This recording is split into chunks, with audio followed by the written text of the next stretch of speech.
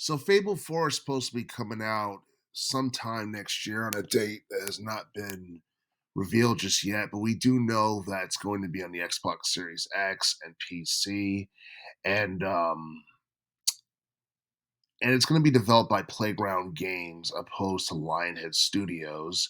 And the reason why that's a big deal is because Lionhead Studios was the developer for the first three Fable games, which were released between 2004 and 2010, I believe.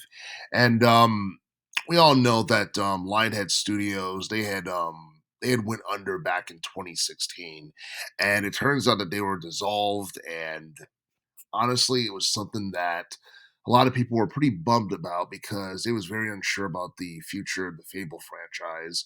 And a lot of people, including myself, thought that was pretty much the end of the Fable series, even though Xbox Game Studios still owned the IP. Now, while a lot of people are happy to see the Fable series come back, I remember when the trailer had been released online a while back, like several months ago, and it got a polarizing reception. And the reason I say that is because there were some people impressed by the visuals and the voice acting, all that stuff, but there were people who didn't like I guess they didn't like the character or how the character looked. And there's a bit of controversy surrounding that because some people say that the character is trans. Some people feel like the character could have looked better and what have you.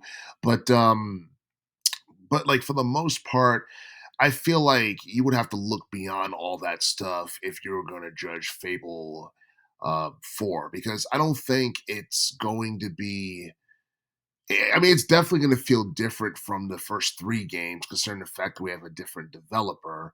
But at the same time, you got to look at whether or not it includes some of the features that made the older Fable games an attraction, like the story and like the customization. Because I remember like everyone saying that Fable 2 was like the best of the trilogy because the customization suite was pretty in depth, and it seemed like there was a lot that you could do, and Fable was one of those games that really like stood out because everything that the character did affected how the character looked and the world around them and all that other stuff.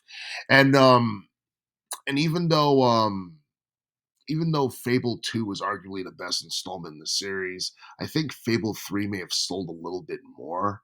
And I believe like Fable 3 is like the best selling like entry in the entire series. And I think that's mainly because Fable 2 was like really good and people want to see how good Fable 3 was going to be, even though the customization suite in Fable 3 was a little bit less in depth than what we got in 2. Um, I mean, I would like to imagine that Fable 4 does have in-depth customization. It should at least have more than the first one because out of the three Fable games, the very first Fable game was pretty basic in terms of customization. But yeah, I mean, I feel like this is a game that we're eventually going to have to learn more about in relation to features for us to, I guess, make to make any type of like choice or determination on whether or not it's going to be a good game. And the thing is, I still feel like we're left in the dark about a lot of details concerning the game, and like we don't know like what like features is going to be emphasized in this particular installment compared to the other ones. Um, I don't think um, I don't think like the story has been something that's been explained in depth just as yet as well either. But but there are a lot of people looking forward to Fable 4 next year because it's one of the high profile video games that's coming out along with GTA 6, along with Metroid Prime 4, along with Doom the Dark Ages. Um, 2025 is looking to be somewhat of an interesting year for video game releases. It's not quite as star studded as 2023, but I do feel that it'll be similar to that of 2024, where we'll have the games I just announced, and we'll probably have some surprises here and there as 2025 progresses.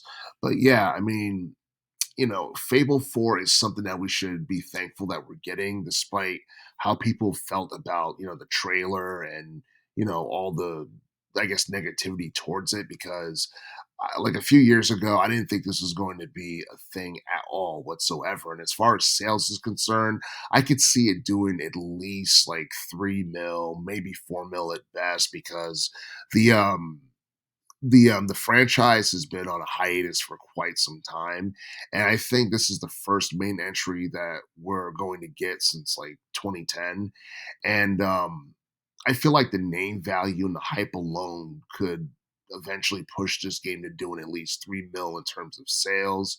I could be right about that, I could be wrong about that, but I'm not exactly sure how many like people still care about Fable in 2024, because I haven't really like seen people like talk about it, as much as they did back in the 2000s or anything like that.